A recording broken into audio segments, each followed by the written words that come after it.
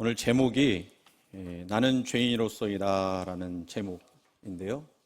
제목만 보면 사실은 크게 은혜가 되지 않을 것 같은데 그래도 은혜 받으시는 귀한 시간 되기를 원합니다. 이런 글이 있습니다. 자신의 죄를 고백하는 내용인데요. 우리 집 포도밭 근처에는 배나무가 한 그루 있었습니다. 배가 많이 열리기는 했지만 그 열매의 맛이나 색깔은 그다지 따먹고 싶을 정도는 아니었습니다. 우리는 밤늦게까지 광장에서 노는 나쁜 습성이 있었는데 그러던 어느 날 밤늦게 우리는 같이 가서 나무를 흔들어 배를 모조리 땄습니다. 우리는 한 아름씩 배를 따가지고 와서는 그것을 먹지 않고 몇 개만 맛본 후 그것들을 모두 다 돼지떼에 던지고 말았습니다. 이런 짓을 하는 것은 너무 즐거웠는데 하지 말라는 것을 하는 것은 더욱 재미있었습니다. 누가 쓴 글이냐면 성 어거스틴의 고백록에 나오는 내용입니다. 여러분도 웃으셨습니다만 왜 사람들은 하지 말라고 하는 것을 더 좋아할까요? 그게 어디서 나온 습성 때문일까요? 우리 본성, 악한 본성 때문에 아닐까 이런 생각을 해보게 되고 거기서 나오는 것을 우리는 뭐라고 이야기하냐면 죄라고 이야기를 합니다. 오늘은요 그 죄와 정화에 관한 말씀을 좀 나누려고 합니다. 여러분 질문 하나 드리겠습니다. 여러분이 잘 알고 있는 죄라고 하면 무엇이 있으십니까? 죄 그러면 생각나는 거. 많은 사람들이요 죄를 이야기하면 도덕적인 죄를 먼저 생각해요. 그렇죠? 도둑질하거나 사기를 치거나 강간하거나 살인하거나 강도하거나 이런 그 죄들을 생각을 하게 되겠죠. 교회 안에 계신 분들도 죄 그러면 먼저 그것을 떠올릴 수도 있겠다 하는 생각 같습니다. 물론 죄라고 하는 것은요 도덕적인 내용을 포함을 합니다만은 성경적으로 보면 도덕의 근원적인 면, 그러니까 영적인 의미를 가지고 이 죄를 다루고 있습니다. 죄는 결국은요 죄라고 하는 것은 무엇을 이야기하느냐 할 때 하나님 앞에 드러나는 것이거든요. 하나님이 보시는 어떤 행동이에요. 그런데 그거를 조금 더 성경적으로 보면 죄는 절망하여 하나님 앞에 서기를 원하지 않는 것이다 라고 이야기를 드릴 수가 있습니다. 그러니까 죄를 지면 하나님 앞에 설 수가 없죠. 그러니까 죄는 뭐냐면 하나님 앞에 서기를 거부하는 거예요. 그러니까 다르게 얘기하면 하나님과의 관계가 끊어진 겁니다. 이해가 되십니까? 그러니까 죄라고 하는 것의 내용이 하나님과의 관계가 끊어진 것부터 죄다라고 이야기를 드릴 수 있어요. 그러면 하나님은요 이 죄를 미워하실 수밖에 없겠죠. 왜 그렇습니까? 우리를 하나님이 사랑하시는데 죄 때문에 우리가 하나님과의 관계가 깨어졌기 때문이죠. 그런데 우리는 여기서 한 가지 오해를 하는 점이 있습니다. 왜냐하면 죄는요 하나님께서 미워하신다고는 알고 있는데 그 지레짐작으로 그 죄를 미워하시니까 하나님이 우리가 즐거운 것, 그러니까 즐거움도 미워하시는 분이라고 생각을 해요. 무슨 얘기인지 아세요? 왜 죄 지으면 좋잖아요. 하지 말라고 하면 더 재밌잖아요. 그렇죠. 그러니까 하나님이 그런 즐거움도 미워하신다 생각을 합니다. 여기에는 죄라는 것이 즐거움을 포함한다라고 제가 생각하는 것인데요. 또 거꾸로 거룩하게 산다 그러면 재미가 없는 거로 생각을 해요. 우리가 앞선 그 성 어거스틴 이야기처럼 배를 그냥 먹으면 별로 맛이 없어요. 그런데 그거를 훔쳐서 흥미진진하게 스펙타클하게 그거를 따다 먹으면 이상하게 짜릿해져요. 재밌어져요. 흥분이 돼요. 그러면 하나님께 이런 죄를 금하셨으니까 우리가 즐겁게 사는 것을 원하지 않으실까? 그런 오해가 있단 말이죠. 절대로 아닙니다. 하나님은요 우리가 정말 즐겁게 살기를 원해요. 제가 제일 좋아하는 문구 중에 한 가지가 뭐냐면 예수로 행복한 교회예요. 예수님을 믿으니까 행복한 거예요. 아멘이 없으신 거는 여러분들이 다 그렇게 살고 계시기 때문에 그렇게 아멘을 안 하시는 거라고 믿습니다.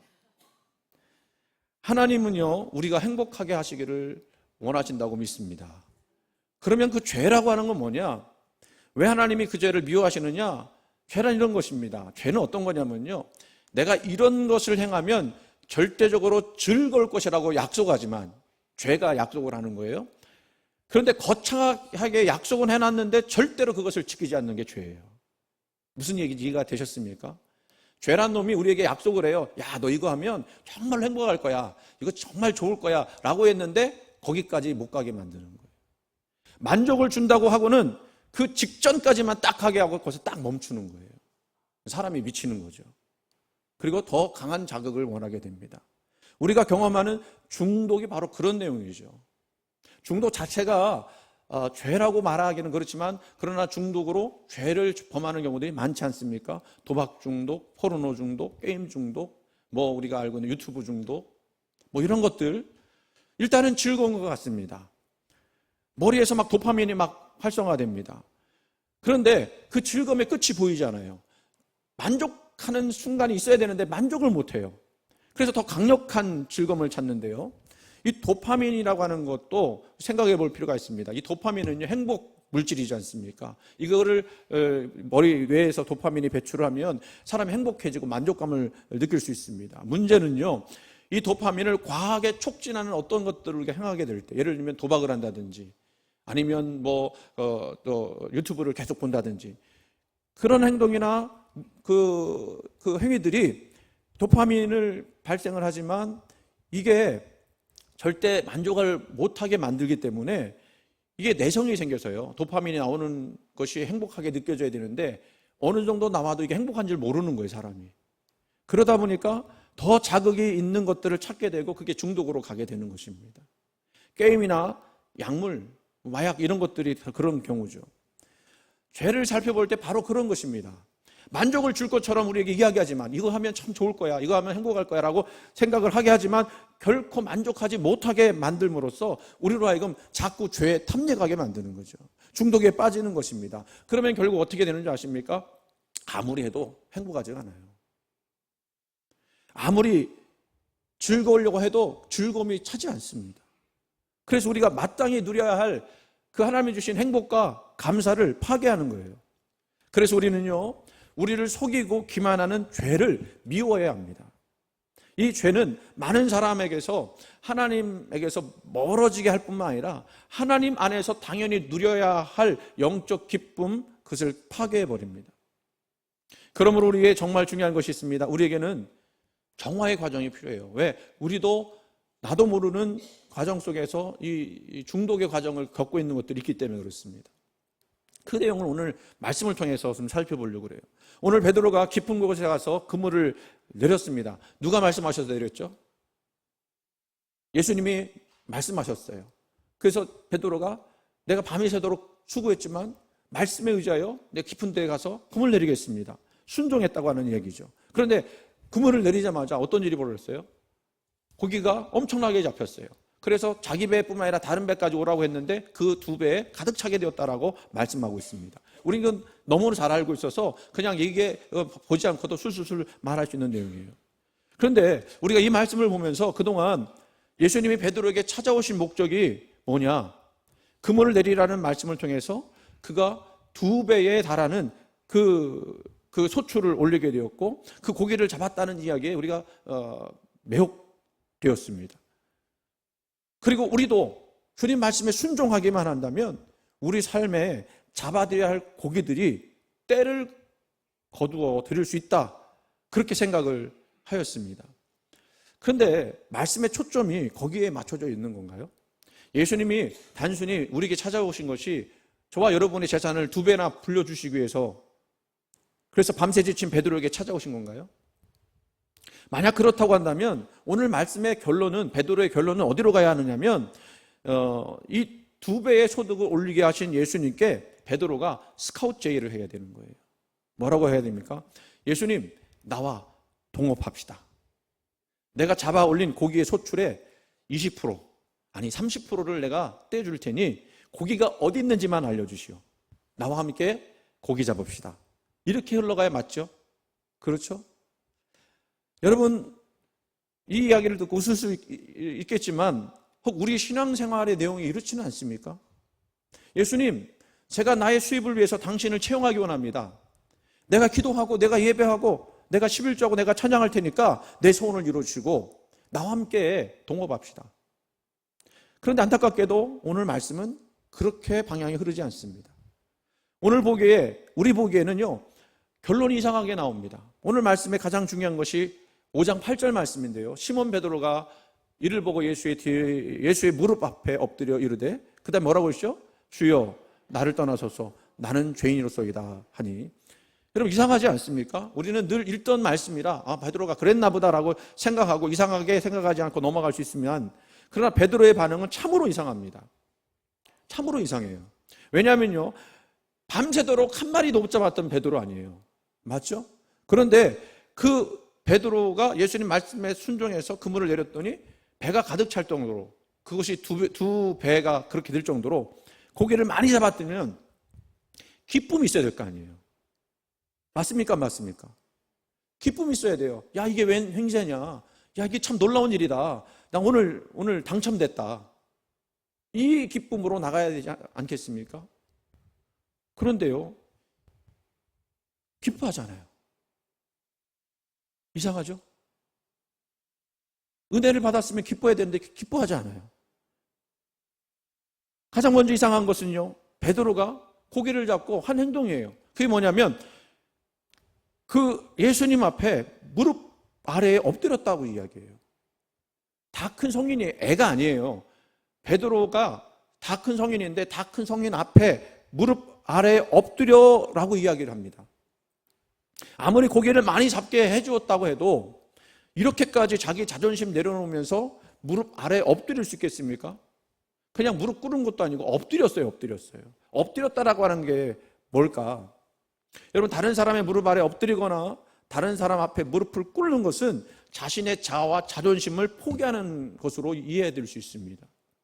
그것을 우리는 때때로 수치스러운 것으로 여기기도 하고요, 비굴한 것으로도 간주하기도 하고, 그래서 그렇게 하는 사람에게 비웃고 조롱하기도 합니다. 따라서 무릎 아래 엎드렸다라고 하는 것은 베드로의 삶의 자존심, 마지막 선이라고 할 수 있는 것까지 다 내려놨다는 거예요. 그 베드로가 엎드렸다는 것은 결국은요, 그 앞에 항복한다는 의미죠. 나는 당신 앞에 죽었습니다. 나는 당신 앞에서 아무것도 아닙니다. 이런 고백을 하는 것과 똑같은 것입니다. 여러분, 오늘 이 시대에 이런 행동을 하는 남자가 있다면, 여자들도 하기 쉽지 않죠. 그런데 그런 남자가 있다면 우리는 그 사람을 어떻게 생각할 수 있을까요? 자존심도 없고 배알도 없는 사람이다. 우리 그렇게 생각하지 않습니까? 얼마나 지질하게 못났으면 저렇게 엎드렸을까?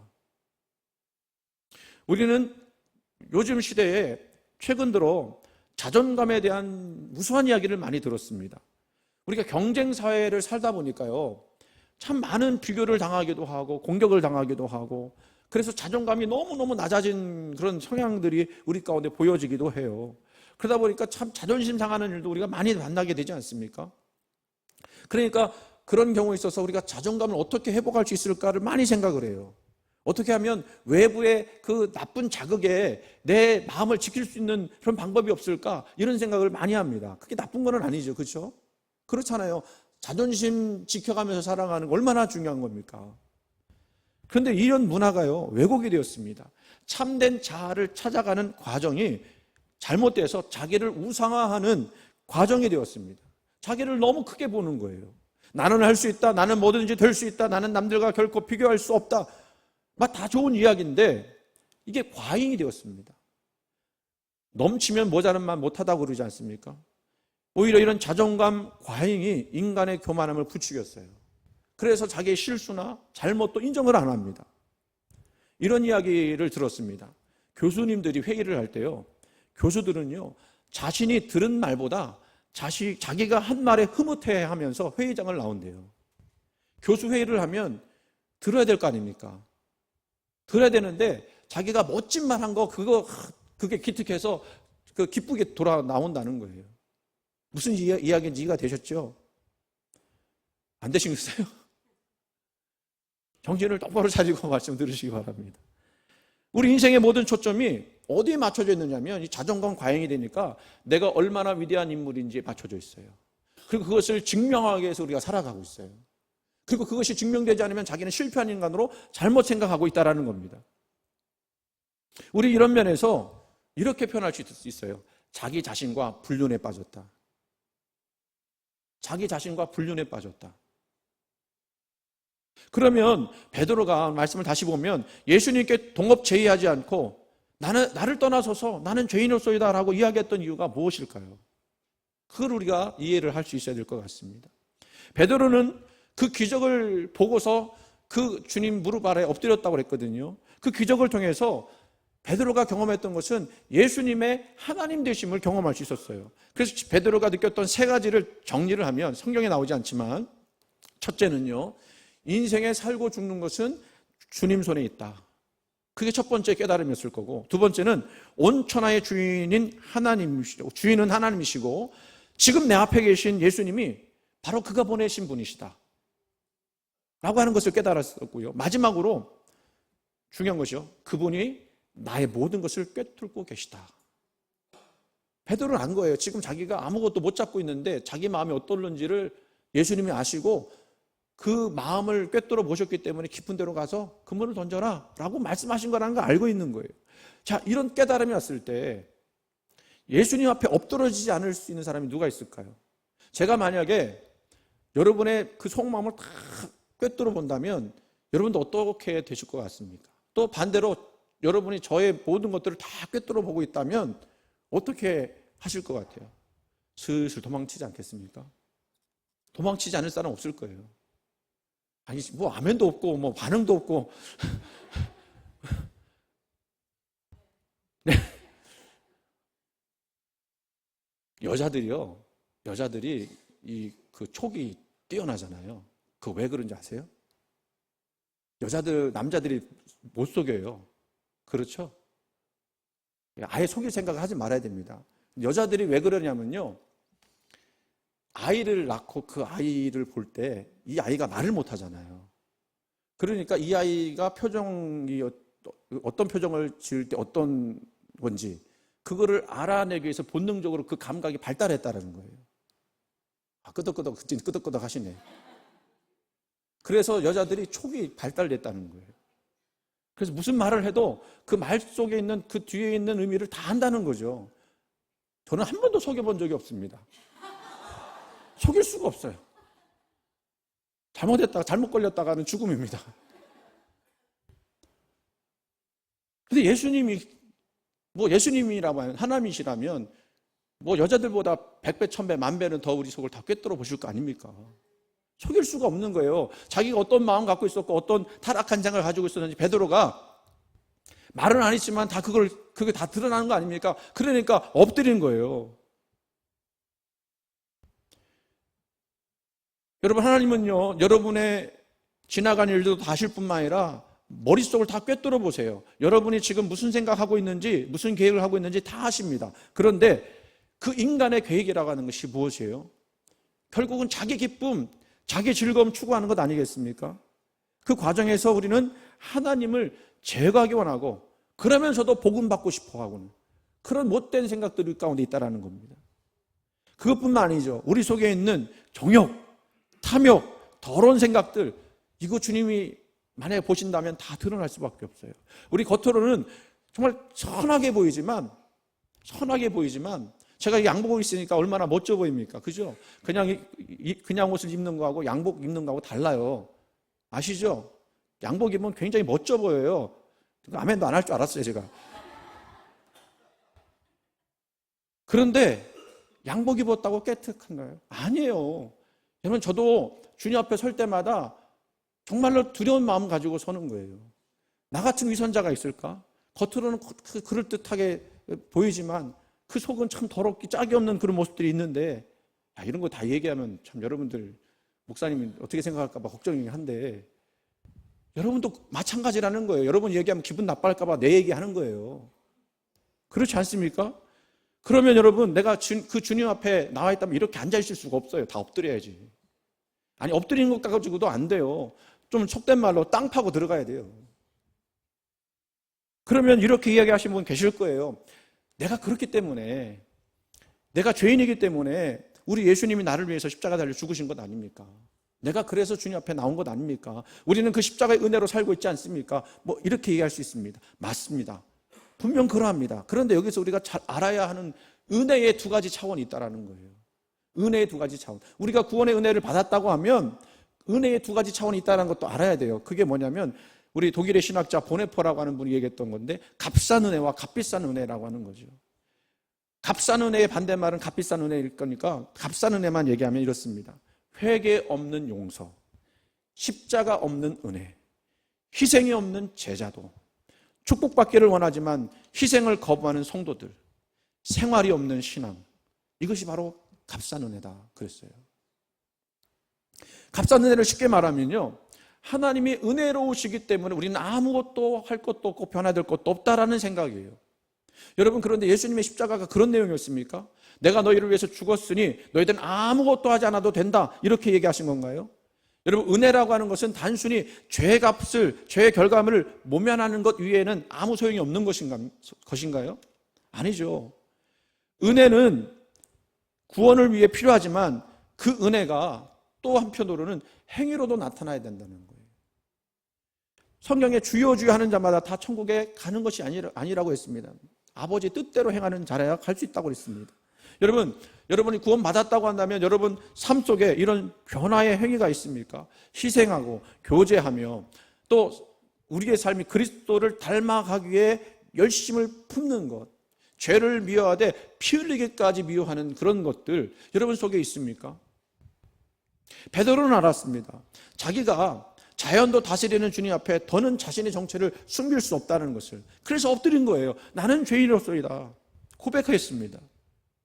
하나님은요, 우리가 죄를 고백한다고 해서 절대로 우리의 가치가 떨어진다고 말씀하지 않습니다. 오히려 우리가 감추고 있던 수치들을 드러내놓고 죄를 회개할 때, 고백할 때 하나님은 우리를 치료하시기를 원하세요. 믿으십니까? 여러분에게 진지하게 물어보고 싶은 것이 하나 있습니다. 여러분이 누군가에게 잘못한 일을 행했다면 그 상대방에게 정중하게 자기의 잘못을 시인해 보신 적 있으세요? 그렇게 하지 않으면 어떤 마음이 들까요? 만약에 내 자존심 세우느라고 잘못했는데도 불구하고 말하지 않으면 아마도 그 잘못에 대해서 계속 묶여있는 느낌이 들 거예요. 내 자존심 세우느라 잘못에 대해 사과하지 않았지만 그 사람 볼 때마다 내 잘못이 생각나서 괴로울 겁니다. 그래서 잘못에 대한 시인이나 고백은요, 오히려 생명과 같은 거예요. 특별히 자신의 부족함을 깨닫고 공개적으로 인정하는 것 자체가 그 무엇과도 비교할 수 없는 그 영적 성취예요. 아무나 할 수 있는 게 아니라는 겁니다. 세상 말로 하면 넓은 마음을 가진 사람이 될 수가 있고 정말로 하나님께 은혜 받은 사람이만이 할 수 있는 거예요. 내가 죄인으로서 은혜 받았는데 사람들 앞에서 내 죄를 고백하는 게 어렵지 않은 거죠. 자기가 불완전함을 인정하는 거예요. 그러니까 그렇게 함으로써 서로 존중하고 서로 용납할 수 있는 기회가 되는 것이고 거기서 하나님의 뜻이 이루어지게 되고 거기서 하나님의 나라가 이루어지는 거예요. 여러분, 교회라고 하는 것이 완벽한 사람들만 모이면 참 좋겠습니다만 그렇지 않아요. 미성숙한 사람들이 대부분입니다. 그런데 왜 하나님은 그런 사람들을 다 모아다가 정말로 용광로처럼 그렇게 막 만들어 놓으셨느냐? 치고받기는 하셨느냐? 거기서 하나님의 뜻을 이루라고. 서로 미워하고 갈등하는 속에서도 하나님의 뜻을 좀 세워보라고. 그리고 그 관계 가운데서 예수 그리스도의 십자가의 은혜를 좀 베풀라고. 그래서 우리를 교회에 모이게 하신 거예요. 예수님은요, 우리 죄를 이미 다 용서하셨습니다. 그렇지만 우리가 고백하지 않고 그 죄에 대해서 변화되지 않으면 계속 그 죄가 나를 묶고 결박하여서 참 자유를 누리지 못하게 만드는 거죠. 그뿐만 아니라 그 죄 때문에 날마다 경험해야 할 하나님이 주시는 그 하늘에서 내려오는 참된 그 은혜의 기쁨을 빼앗아가는 거예요. 그래서 우리는요, 스스로에 대해서 솔직해야 합니다. 나는 얼마나 망가졌고 그리고 또 더 망가질 가능성이 있는 존재인지 뼈저리게 깨달아야 돼요. 하지만 망가졌지만 중요한 건 뭐예요? 하나님이 나를 은혜로 다시 회복시켜 주셨다. 그래서 이전 것이 지나갔으니 보라 새 것이 되었도다 라고 담대하게 또 믿고 나가는 거예요. 그렇지만 여전히 내 안에 있는 가능성, 죄에 대한 가능성은 늘 기억하면서 하나님 옆에 온전히 나가려고 해야 되는 거죠. 그래서 여기서 필요한 것이 정화의 과정입니다. 예수님 앞에서 자신을 그대로 드러내는 과정을 정화라고 말할 수 있어요. 이 정화의 과정을 거쳐야 우리는 영적으로 치유받을 수도 있습니다. 자기를 그대로 보여드리기는 쉽지 않은 일이죠. 고통스러운 일입니다. 그렇죠. 여러분이 회개를 한다고 해도 여러분 제가 잘 모르겠습니다만 여러분들이 우리 예배 시간에 그 고백의 시간을 갖는데 얼마나 진지하게 고백하는지는 잘 모르겠어요. 그 짧은 시간이기 때문에 얼마나 또 깊이 할 수 있을까도 그것도 의문이에요. 하지만 쉽게 자기를 드러내기는 쉽지 않습니다. 고통스럽거든요. 그런데요, 여러분 한번 생각해 보세요. 치료하는 과정에 고통은 당연하게 들어가거든요. 고통 없이 치료되는 것은 없습니다. 그렇기 때문에 우리 치료의 과정 속에서 이 고통을 당연하게 여기게 됩니다. 그래야 우리가 치유되기 때문에 그렇죠. 이 고통을 우리는 뭐라고 이야기하냐면 회개라고 부르는 거예요. 회개하는 게 쉽지가 않다는 얘기죠. 하지만 회개하면 주인처럼 우리를 부리던 욕구들이 본래의 자리로 돌아가고 이제 그 충동에서 자유를 얻게 되니까 이제 정말로 하나님이 주시는 기쁨 그리고 즐거움, 재미있는 것들이 생각이 나고 그것을 원하게 된다는 겁니다. 우리가 어떤 기쁨을 누릴 수 있습니까? 하나님과의 교제의 기쁨을 누릴 수 있어요. 성경을 읽다가 그런 기쁨 누릴 수 있고요. 기도를 하면서 하나님께서 말씀하시는 그 기도의 내용들을 우리가 경험하게 될 때 기쁜 것입니다. 그리고 늘 동행하면서 내가 하나님 말씀대로 순종했을 때 주시는 하나님의 은혜가 있거든요. 그런 은혜들을 내가 경험하게 되면서 그 기쁨을 내가 회복하게 되는 거예요. 이거는 세상에서 줄 수 있는 기쁨이 아니라는 거죠. 본문으로 다시 돌아가겠습니다. 이 영적인 자유함을 누리게 된 베드로, 자기가 이렇게 고백하면서 하나님 앞에 이제 치유받게 될 기회를 갖게 된 거 아닙니까? 이제 결론적으로 말하면 이 정화의 그 뒤는 그 끝은 무엇으로 나가야 되는지를 알 수가 있는데 누가복음 5장 10절 말씀, 세베대의 아들로서 시몬의 동업자인 야고보와 요한도 놀랐습니다. 예수께서 시몬에게 이르시되, 그 다음에 중요한 말씀 나옵니다. 무서워하지 말라, 이제 후로는 내가 사람을 취하리라 하시니. 예수님도 알았어요. 그러니까 이 베드로가 지금 무서워한다는 거, 무엇 때문에 무서워하는지도 알았습니다. 그런데 무서워하지 말래요. 타박하지 않으십니다. 그리고 베드로의 말 너머에 있는 그 마음이 어떠한지도 아셨어요. 겸손하게 자기 죄를 고백하니 예수님이 그 죄를 용서해 주시겠다고 하는 마음을 갖고 있는 거죠. 그래서 그 죄의 결박에서 자유케 하기를 원하셨습니다. 그런 다음에 예수님은요, 그 베드로의 죄악된 상태를 부인하지 않으시되 새로운 삶의 목적을 주십니다. 정화의 그 결과죠. 무엇입니까? 물고기 대신 사람 낚는 어부가 되라, 사명자가 되라고 하신 말씀이었어요. 여러분, 제가 이 정화를 이야기하는 것은 여러분 안에 이 정화의 참된 기쁨이 일어나기를 간절히 소원하는 것뿐만 아니라 이 정화의 과정을 통해서 여러분이 바라봐야 될 게 뭐냐면 하나님이 새롭게 주시는 그 사명을 우리가 붙잡아야 된다는 것입니다. 죄악에서 용서받고 구원받으면 그것으로 끝나는 게 아니에요, 여러분. 우리에게 주신 그 사명이 있다는 것을 깨닫고 그 사명을 위해서 한 걸음 한 걸음 또 살아가는 것입니다. 그동안 죄의 목적에 빠져 있었지만 이제는 새 생명의 역사를 우리가 누리고 있기 때문에 삶의 목적 자체가 바뀐 거예요. 즐거움의 목적 자체가 바뀌었으니까. 우리가 하나님 앞에 정화되었다면 새로운 삶으로 사명자로 나가야 합니다. 여기에 그래서 우리의 순종이 필요한 거예요. 순종이.